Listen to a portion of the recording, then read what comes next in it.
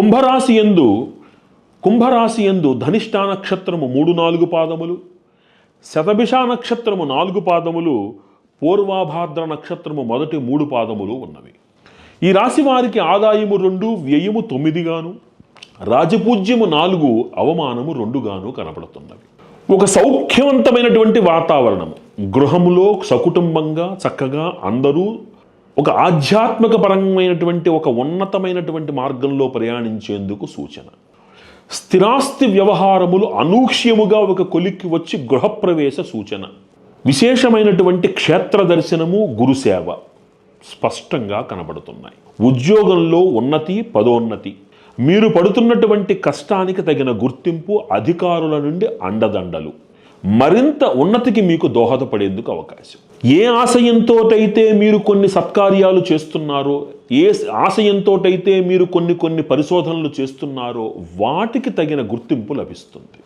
అధిక శ్రమ, అధిక ప్రయాణాలు, క్షేత్ర దర్శనాలు ఇవన్నీ పుణ్యవ్యయముగా మీకు, అంటే ఆదాయము ఎంత సంపాదిస్తారో దాన్ని సద్వినియోగం చేసే విధంగా ప్రయాణాలు ముందుకు వెళతాయి.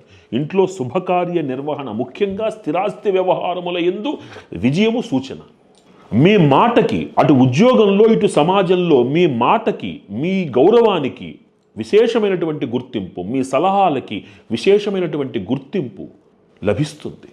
అడ్మినిస్ట్రేటివ్ రంగంలో ఉండేటువంటి వాళ్ళు, అడ్మినిస్ట్రేటివ్ రంగంలోకి వెళ్ళాలనుకునేటువంటి ఆసక్తి కలిగిన వాళ్ళకి కార్యము దిగ్విజయం అవుతుంది. ఈ రాశిలో పుట్టినటువంటి వాళ్ళు సైన్యంలో, డిఫెన్స్ రంగంలో ఉండేటువంటి వాళ్ళకి వాళ్ళ సామర్థ్యానికి ఒక పరీక్షా సమయం అది. రాజకీయ నాయకులు అద్భుతమైనటువంటి పదవీ యోగము, వారు ఏం చెప్తే అది చేయాల్సినటువంటి పరిస్థితి వస్తుంది. సమాజంలో ప్రజల నుంచి విశేషమైనటువంటి సహకారం లభిస్తుంది వాళ్ళకి. కళాకారులకి అద్భుతమైనటువంటి అవకాశం. పూర్వార్ధంలో బాగుంది అని అనుకుంటే ఉత్తరార్ధంలో ఇంకా బాగుంటుంది వాళ్ళకి. కొత్త అవకాశాలు వెతుక్కుంటూ వస్తాయి వాళ్ళకి.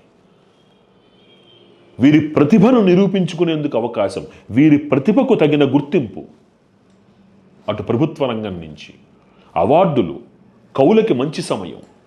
లోహ వ్యాపారులకి, సిమెంట్ వ్యాపారులకి, కాంట్రాక్ట్ వాళ్ళ వ్యాపారంలో ఉండేటువంటి వాళ్ళు ఇప్పటిదాకా చూడనటువంటి లాభాలను చూసేందుకు అవకాశం. ముఖ్యంగా బంగారము, వెండి వ్యాపారాలలో ఉన్నటువంటి వాళ్ళు అనూఖ్యమైన లాభాలను వెనకేసుకుంటారు. వారు ఈ రాశిలో పుట్టినటువంటి విద్యార్థులు అనుకూలమైనటువంటి సత్ఫలితాలను పొందుతారు. వాళ్ళు కొద్దిపాటి కష్టానికి విశేషమైనటువంటి సత్ఫలితాన్ని పొందుతారు.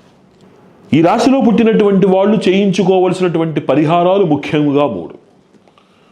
ఏలినాటి శనేశ్వర గమనంలో ఉండడం చేసి, ద్వితీయ చలనం అవ్వడం చేసి అవకాశం ఉన్నవాళ్ళు తప్పనిసరిగా జపం చేయించుకోండి.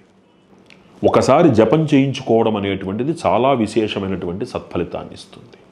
ప్రతి నెలలో అవకాశం ఉన్నంత మేర ఆంజనేయ స్వామి వారికి మన్యు సూక్తముతోటి అభిషేకము చేయించండి. అదే సమయంలో ఆకుపూజ కూడా చేయించండి. 3వది, అన్ని రాసులకి చెప్పినట్టే పూర్వార్ధంలో ఆషాఢమాసంలో ఒకసారి, మాఘమాసంలో ఒకసారి చండీ హోమము విశేషంగా చేయించుకోండి.